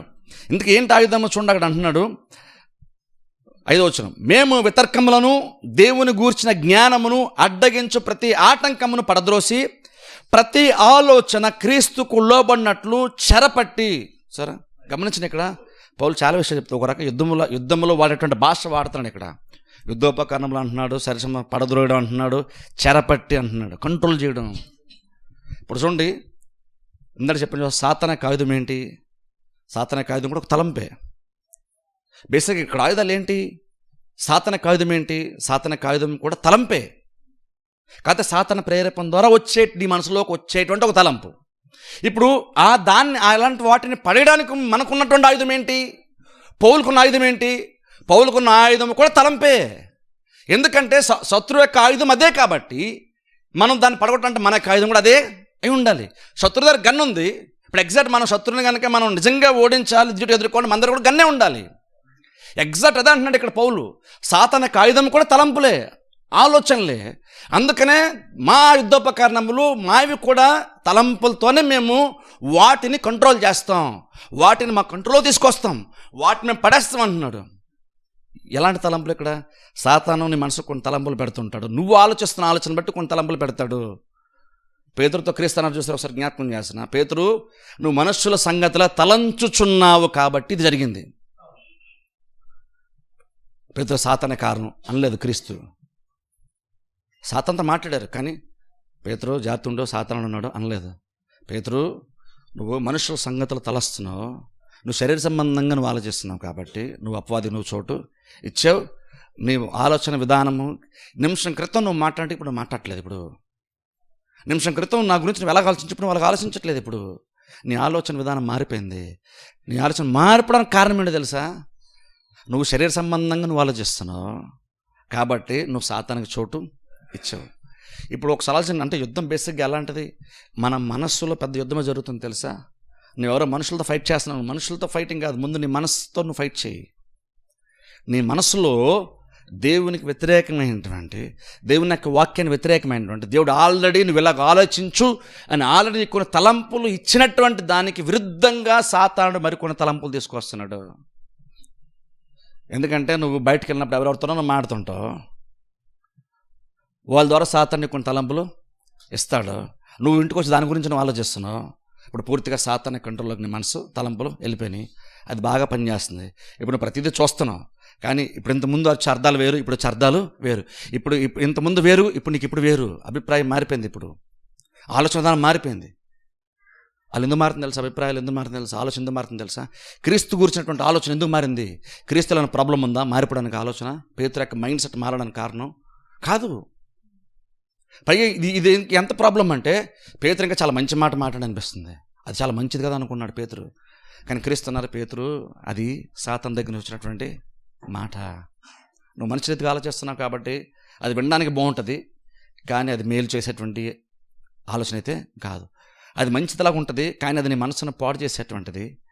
ఆ తలంపుతోనే, ఏ తలంపులు మంచి తలంపులతో అయితే నీ మనసును నూతనపరుచుకొని నువ్వు దేవుని చిత్తాన్ని చేయాలో, నీ లైఫ్ బెటర్గా మార్చుకోవాలో, అలాంటి ఆయుధం అనేటువంటి తలంపుతోనే సాతాను నీ దగ్గరికి వస్తున్నాడు. నీ మనసులో కొన్ని పెడుతున్నాడు, నువ్వు ఆలోచిస్తున్నటువంటి ఆలోచన బట్టి పెడుతున్నాడు. కారణం ఏంటంటే, నీ మనసుతో నిన్నే నలిపేయడానికి, నీ మనసుతో నిన్నే పాడు చేయడానికి, నీ మనసుతో నిన్నే తుంచివేయడానికి నీ మనస్సును వాడుకుంటున్నాడు సాతానుడు. సింపుల్ చెప్పండి, మన మైండ్ అంటే పెద్ద బ్యాటిల్ ఫీల్డే, పెద్ద యుద్ధ భూమి తెలుసా? మన మనస్సు అనేటువంటిది పెద్ద యుద్ధ భూమి. నువ్వు నీ మైండ్ మీద మనసు పెట్టి అంటున్నాను. అందుకనే ఎక్కడైనా సీరియస్గా మైండ్ గురించి తీసుకోండి. ఎందుకంటే నీ మైండ్ చాలా చాలా బలమైంది. ఎంత బలమైందంటే, నువ్వు గనక దాన్ని రాంగ్గా హ్యాండిల్ చేసావంటే నీకే ప్రమాదం. నా దగ్గర బలమైన ఆయుధం ఉందనుకోండి, సపోజ్ AK-47 ఉందనుకుందాం, లేదా జస్ట్ పిస్టల్ అనుకుందాం. ఎంతమంది చూడండి, ఆర్మీ వాళ్ళకి కానీ పోలీసు వాళ్ళు చూడండి, బై యాక్సిడెంట్ మిస్ఫైర్ అవుతుంది తెలుసా? చాలా సంవత్సరాల పాటు గణాల ధర ఉంటుంది. సరదాగా ఇలాగ ఆడుతుంటారు, జస్ట్ వాళ్ళు ట్రిగ్గర్ కూడా నిజంగా నొక్కరు, జస్ట్ ఊటి ఇలా చూస్తుంటే టక్కన ఒకసారి ఫైరింగ్ అయిపోద్ది. అది అంటే అది అంత పవర్ఫుల్. అది అంత పవర్ఫుల్. నువ్వు గ్రహించినప్పుడు నువ్వు దాన్ని చాలా జాగ్రత్తగా హ్యాండిల్ చేయాలి. నువ్వు ఆట వస్తువులో దాన్ని నువ్వు చూడడానికి వీలు లేదు. అది నీకు అనుకూలంగా పనిచేయాల్సింది, నిన్నే డ్యామేజ్ చేసింది. అది నిన్ను కాపాడాల్సింది, నీకే బాధను కలిగించింది. అది వెపన్, గన్ను. నీ మనసు అంతకంటే బలమైంది అంటున్నాను తెలుసా? నీ మనసు అంతకంటే బలమైంది. దాన్ని కనుక నీ మనసుతో, నీ వాక్యం అనేటువంటి దాంతో కానీ నీ మనసు ఉన్నతపరచుకుంటే నీ లైఫ్ని ఒక ఉన్నతమైన స్థితిలో తీసుకెళ్తా తెలుసా? నీ మనసు యాక్చువల్గా చెప్పండి, నీ మనసును దేవుడు అందుకే ఇచ్చాడు నీకు. నీ మనసును యూస్ చేసుకొని దేవుడు ఏ వాగ్దానాలు చేశాడో ఆ వాగ్దానాల ప్రకారం నీ మనసును నూతనపరచుకొని ఇజ్రాయెల్ ప్రజల మొదటి తరంలాగా కాకుండా నేను ఏం చేయగలనటువంటిది నువ్వు మనసుతో మొదటగా చూసి అప్పుడు విశ్వాసం అడుగు ముందుకేస్తే నువ్వు వాగ్దాన దేశంలో నువ్వు వెళ్తావు. అందుకని దేవుడు ఇజ్రాయెల్ ప్రజలకు కానాన్ దేశం గుండా తీసుకెళ్ళాడు. కానాన్ దేశం గుండా తీసుకెళ్ళాడు తెలుసా? ఒక రకంగా చెప్పాలంటే ఆ 4-5 రోజులు ఏదైతే వాళ్ళ యాత్ర, బహుశా 10 days అలా ఉంటుంది అనుకుందాం యాత్ర కరెక్ట్గా అయితే. ఆ 10 రోజులు ఒక రకంగా ఏంటంటే కానాన్ దేశంలో అడుగుపెట్టిన తర్వాత వాళ్ళు ఎలా జీవించాలని దానికి జస్ట్ ఒక షార్ట్ టర్మ్ క్రాష్ కోర్స్ లాగా, ఒక చిన్న ట్రైనింగ్ సెషన్ లాగా దేవుడు 10 రోజుల్లో వాళ్ళని నడిపించడానికి, కొన్ని విషయాలు నేర్పించడానికి దేవుడు అరణ్యం గుండా తీసుకెళ్ళడాన్ని. మేఘపు నీడలో తీసుకెళ్ళడం అంటే మేఘం మీద ఎక్కించుకొని తీసుకెళ్ళిపోవచ్చు కదా ఒక 5 నిమిషాల్లో. దేవుడు తలుచుకుంటే అది కూడా చేయొచ్చు కదా. కానీ మేఘం కింద నుండి నడిపించాడు దేవుడు. ఎందుకంటే వాళ్ళు ప్రతిరోజు వాళ్ళు దేవుడు పోషిస్తున్నప్పుడు, దేవుడు కార్యాలు చేస్తున్నప్పుడు, బండలో ఉండి నీళ్ళు రప్పించినప్పుడు, ఆకాశం నుండి మన్నాను కురిపించినప్పుడు ఫ్రీగా, లేదంటే పూరెలను రప్పించి మాంసం ఇచ్చినప్పుడు, వాళ్ళకి ఇచ్చినప్పుడు, ప్రతిదీ ఫ్రీగా దేవుడు ఇచ్చినప్పుడు వాళ్ళు ఏం తెలుసుకోవాలంటే, మన శక్తి మీద మనం బతకము, మన శక్తి సామర్థ్యాల మీద మనం మన్నా నుంచి మాంసానికి మనం మారము. అలా ప్రమోషన్ మనకు అలా రాదు, దేవుని బట్టి వస్తుంది అది అని దేవుడు వారు నేర్పించే ప్రయత్నం చేశాడు తెలుసా? అందుకనే అరణ్య యాత్ర వాళ్ళని బెటర్గా మార్చడానికి ఉద్దేశించబడింది. అరణ్య యాత్రను నెగిటివ్గా చూడకండి తెలుసా? మనం చాలామంది క్రిస్టియన్స్ ఏమంటారంటే వాగ్దాన దేశమేమో పరలోకం, అరణ్యాత్రమో ఈ భూమి అనుకుంటున్నాం. కాదు, క్లియర్గా అక్కడ ఉపమానరీతికి మనం చూసుకుంటే వాళ్ళు ఐగుప్తులు ఉన్నప్పుడు రక్తము చిందించి గుమ్మ రాసిన తర్వాత, రక్తము చిందించబడిన తర్వాత వాళ్ళకి రక్షణ విడుదల వచ్చింది. మనం రక్తంలో కడగబడ్డాం, విమోచన జన్మగా మనం మారాం. ఐగుప్తుల నుండి బయట రావడం అంటే అర్థం ఏంటంటే నువ్వు పాపంలో ఉండే సాతానిక హస్తాల నుండి బయటకు వచ్చేసావు. ఇప్పుడేంటి అరణ్యయాత్ర ఎలాంటిదంటే దేవుని యొక్క వాగ్దానాలు నువ్వు నమ్మడానికి, నిన్ను ప్రిపేర్ చేయడానికి అరణ్యయాత్ర లాంటిది. ఇది నీకు ఒక ట్రైనింగ్ పీరియడ్. ఏంటి, దేవుడు మనకి వాగ్దానం చేశాడట, మనం నమ్మితే దేవుని యొక్క వాగ్దానం స్వతంత్రించుకుంటా మన ఈ భూమి మీద నువ్వు స్వతంత్రించుకోవడానికి దేవుడు కొంత టైం పీరియడ్ మనకి ఇస్తున్నాడు, నువ్వు నేర్చుకోమని. ఎందుకంటే వాళ్ళకి ఎందుకు అది ట్రైనింగ్ అవసరం తెలుసా? ఐగుప్తులు ఎలా బతికారంటే ఫరో వెట్టి చాకరీ చేస్తున్నాడు, బాగానే చేస్తున్నాడు, ఎక్కువ కష్టపడితే కానీ వాళ్ళకి కొంత ప్రతిఫలం రానటువంటి బతుకులు ఆ టైంలో వాళ్ళవి. దానికి అలవాటు పడిపోయినటువంటి మనస్తత్వాలు వాళ్ళవి. అలాంటి మనస్తత్వం ఉన్నటువంటి వాళ్ళు ఇప్పుడు సడన్గా దేవుడు ఆస్వాదిస్తుంటే ఎలా నమ్ముతారు వాళ్ళు? దేవుడు ప్రతి అవసరం తీరుస్తుంటే ఎలా నమ్ముతారు వాళ్ళు? ఎలా తెలుస్తుంది వాళ్ళకి? కానాన్ దేశంలో దేవుని యొక్క దృష్టి సంవత్సరం మొదలుకొని సంవత్సరాంతం వరకు ఉంటుంది అన్న విషయాలు తెలుస్తుంది. అక్కడ నువ్వు కష్టపడు, కానీ ఇంక నువ్వు యెహోవా ఆశీర్వాదం నీకు ఐశ్వర్యం ఇస్తుంది. నీ కష్టం వలన కాదు, వాగ్దాన దేశంలో కూడా నువ్వు పని చేస్తావు. కానీ నువ్వు పనిని ఎప్పుడు నమ్ముకోవద్దు, ఎందుకంటే ఐగుప్తులు నువ్వు పని నమ్ముకున్నావు కాబట్టి. కానాన్ దేశంకి వెళ్ళి కూడా పని నమ్ముకుంటావేమో, పని వల్ల నువ్వు పైకి రావు, నా ఆశీర్వాదం వల్ల నువ్వు పైకి వస్తావు. నీకు కావాలంటే నేను ప్రూవ్ చేస్తానని దేవుడు అరణ్య యాత్రలో వాళ్ళని కష్టపడకుండా పోషించాడు. కానీ మీకు తెలుసా, ఐగుప్తులో నుండి బయటకు వచ్చినప్పుడు దేవుడు ఐగుప్తు బంగారం అంతా ఇచ్చాడు కదా. డబ్బు ఉంది వాళ్ళ దగ్గర, కొనడానికి ఏమైనా ఉందా? కొనడానికి ఏమైనా ఉందా? లేదు. దేవుడు ఏం చెప్తున్నాడంటే, ఇది డబ్బు అంత మాత్రాన్ని నువ్వు బతుకుతావు అనుకోవద్దు. డబ్బు వల్ల కాదు, నేను అనుకుంటే నా దయ వల్ల నువ్వు బ్రతుకుతావు. నీ చేతిలో డబ్బు ఉంది, కానీ డబ్బుతో నువ్వు బ్రతకవు. అది దేవుడు నేర్పించే ప్రయత్నం చేశాడు వాళ్ళకి. డబ్బులు లేక దేవుడు ఇచ్చాడని కాదు, వాళ్ళ దగ్గర బంగారం ఉంది, బోల్డ్ అంత బంగారం ఉంది. ఐగుప్తు సంపద అంతా ఇజ్రాయెల్ ప్రజలకు వచ్చేసింది. ఐగుప్తు సంపద వచ్చేసింది వాళ్ళకి. అక్కడ వాళ్ళ దగ్గర కొనుక్కోవడానికి డబ్బులు లేవు కాబట్టి ఫ్రీగా దేవుడు ఇచ్చాడని కాదు. దేవుడు ఏం చెప్తాడంటే, నువ్వు దగ్గర అది ఉండొచ్చు, బంగారం ఉండొచ్చు, కానీ ఆ బంగారం ఉంది కాబట్టి అది డబ్బులు ఉన్నాయి కాబట్టి నేను కొనుక్కుంటాను అని నువ్వు అనుకోవద్దు. దానివల్ల నువ్వు బ్రతకవు, దానివల్ల నువ్వు పైకి రావు. నా ఆశీర్వాదం వల్ల నా దేవుళ్ళు నువ్వు బ్రతుకుతావు. కావాలంటే చూపిస్తాను, డబ్బు ఉంది, అది లేకుండా నువ్వు బతికేస్తావు. నువ్వేమి కొనుక్కోవు, బ్రతుకుతావు. షాపులు ఏమి ఉండవు, హోటల్స్ ఏమి ఉండవు, కానీ నువ్వు బ్రతుకుతావు. వాటర్ క్యాన్లు ఏమి ఉండవు మీకు, కానీ ఇంకా మీరు సమృద్ధిగా మీరు నీళ్ళు తాగుతారు. దేవుడు చెప్పాడు, మీకు మన్నా వద్దనుకుంటే నేను మీకు మాంసం కూడా ఇస్తాను నేను. అది కూడా మీరు ఏం కష్టపడకుండా, అది కూడా దేవుడు ఏం ప్రూవ్ చేసే ప్రయత్నం చేశాడు వాళ్ళకంటే, నువ్వు ఐగుప్తులో కష్టపడి వచ్చావు కాబట్టి ఇప్పుడు కాంతసింగ్ వెళ్ళాక కూడా బాగా కష్టపడితే, కొంచెం ఎక్కువ కష్టపడితే కొంచెం పైకి వచ్చేస్తానులే అని అనుకుంటావు. ఎందుకంటే ఐగుప్తులో కష్టపడి ఉన్నావు కదా. ఇప్పుడు కొంచెం ఎక్కువ కష్టపడితే, అక్కడే కష్టపడితే వచ్చేసింది, ఇప్పుడు సొంత రాజ్యం ఉన్నావు, కొంచెం ఎక్కువ కష్టపడితే వచ్చేస్తుంది కదా నువ్వు అనుకుంటామేమో. కష్టపడితే వచ్చేది కాదు, నేను ఆశీర్వదిస్తే నీకు అది కలుగుతుంది. కావాలంటే చూడు అని దేవుడు అరణ్యయాత్ర ఉండి తీసుకెళ్ళి, వాళ్ళు ఏది కష్టపడకుండా జస్ట్ మీరు నమ్మండి, నా మీద ఆధారపడండి, నేను మీకు ప్రతిదీ చేస్తాను. దేవుడు అరణ్యయాత్రలో 40 సంవత్సరాలను పోషించాడు, ఫ్రీగా పోషించాడు. ఏం ప్రూవ్ చేసే ప్రయత్నం చేశాడు దేవుడు? మీ కష్టం చేత అది ఎక్కువ కాదు అని ప్రూవ్ చేసే ప్రయత్నం చేశాడు. కానీ వాళ్ళు నమ్మారు, అది నమ్మలేదు. అరణ్యయాత్ర అంటే వాళ్ళని బెటర్గా ప్రిపేర్ చేయడానికి, వాగ్దాన దేశానికి ప్రిపేర్ చేయడానికి దేవుడు అరణ్యయాత్ర గుండా తీసుకెళ్ళడాన్ని. కానీ వాళ్ళు ప్రిపేర్ అయ్యారా? వాళ్ళు సిద్ధపడలేదు. అందుకని బెస్ట్ ప్లేస్లోకి వాళ్ళు వెళ్ళలేకపోయారు. వాళ్ళు ఇప్పటికీ మనకి బోల్డ్ వాగ్దానాలు ఉన్నాయి. నువ్వు సిద్ధపడుతున్నావా? మనసు నూతనపరుచుకుంటున్నావా? నూతనపరుచుకుంటే ఖచ్చితంగా నువ్వు వాగ్దానాలు స్వతంత్రించుకుంటావు. ఇప్పటికీ వాగ్దానాలు దేవుడు చాలా చేశారు, వాగ్దానాలు నిలిచున్నాయి. నువ్వు వాగ్దానాలు అనుభవించాలనుకుంటున్నావా లేదా? అది ఇంపార్టెంట్. అనుభవించాలనుకుంటే నువ్వు దేవుడు చేసిన కార్యం బట్టి నువ్వు సరిగ్గా ఆలోచిస్తున్నావా?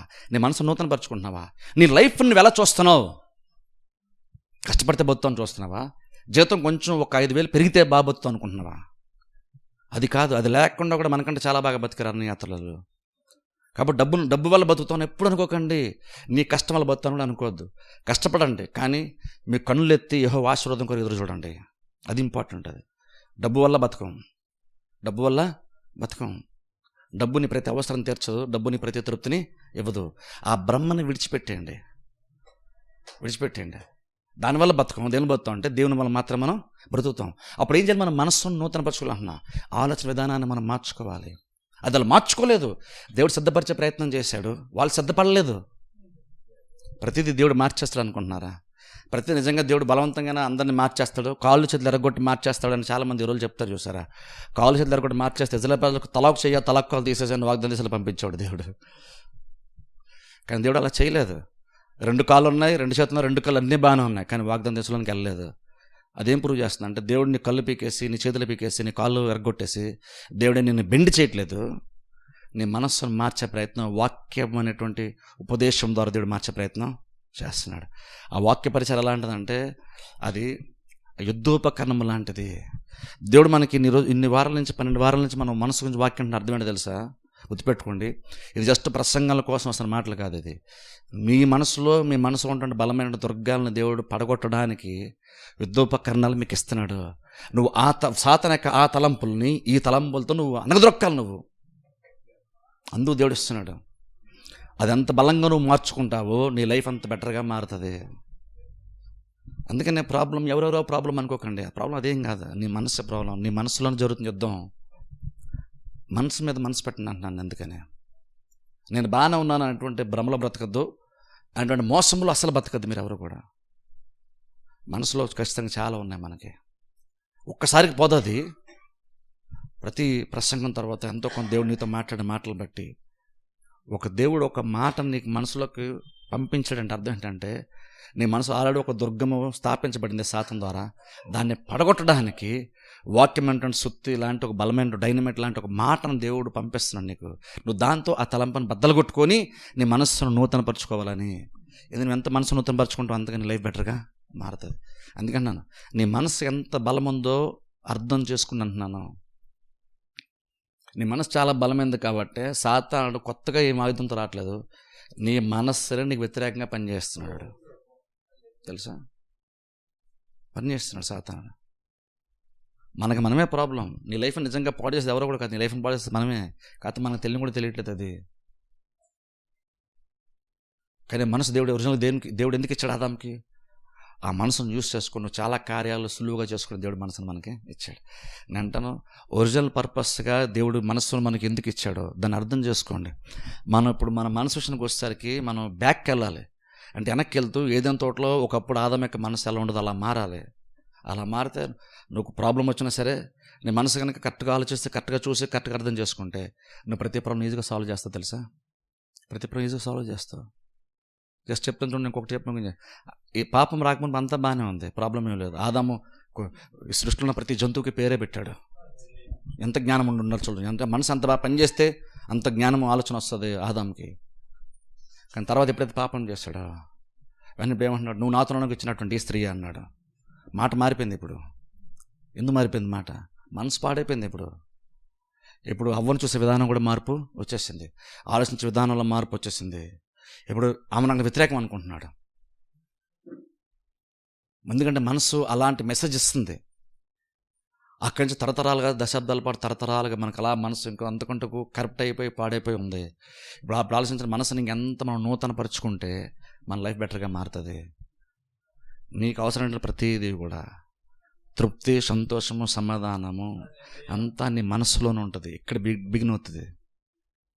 ఇక్కడ కనుక మారిపోతే నీ లైఫ్ ఆటోమేటిక్గా మారిపోద్ది. అందుకని మనసు మార్చుకున్నాను. నిజంగా కొంతమంది నీకు ప్రాబ్లం క్రియేట్ చేయొచ్చు, కానీ చెప్తున్నాను నిజంగా మీకు వాళ్ళు కూడా ప్రాబ్లం కాదు. మీకు ఇంకేదో లోటుపాట్లు ఉండొచ్చు, అవి కూడా మీకు అసలు ప్రాబ్లం కానే కాదు. లోటుపాట్లు కూడా మీ ప్రాబ్లమ్స్ ఏం కాదు. మీ మనసు మార్చేసుకోండి.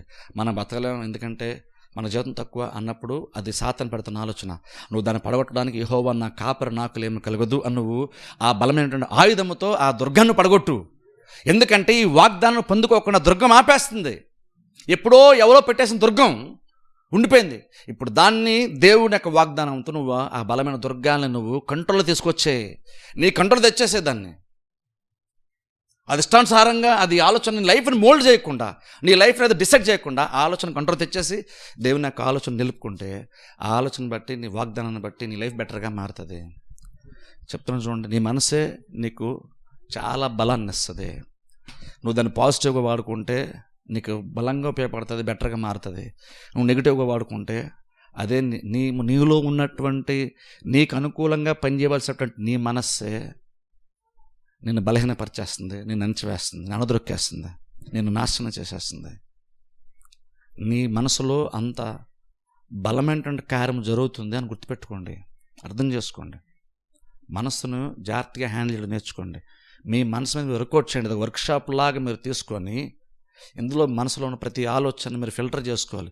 ఏం ఆలోచిస్తున్నాం, ప్రతి ఆలోచన అది ఎలాగది నిజంగా మన ఆత్మీయంగా బలపరిచేటువంటిదా, దేవుని చిత్తాన్ని చేసేటువంటి ఆలోచన, లేదంటే దేవుని చిత్తాన్ని కూడా దూరం చేసిన ఆలోచన ప్రతి ఆలోచన, దేవుని వ్యతిరేకమైన ప్రతి ఆలోచన కూడా కంట్రోల్ చేయాలి. నువ్వు చేయాల్సిన పని అది.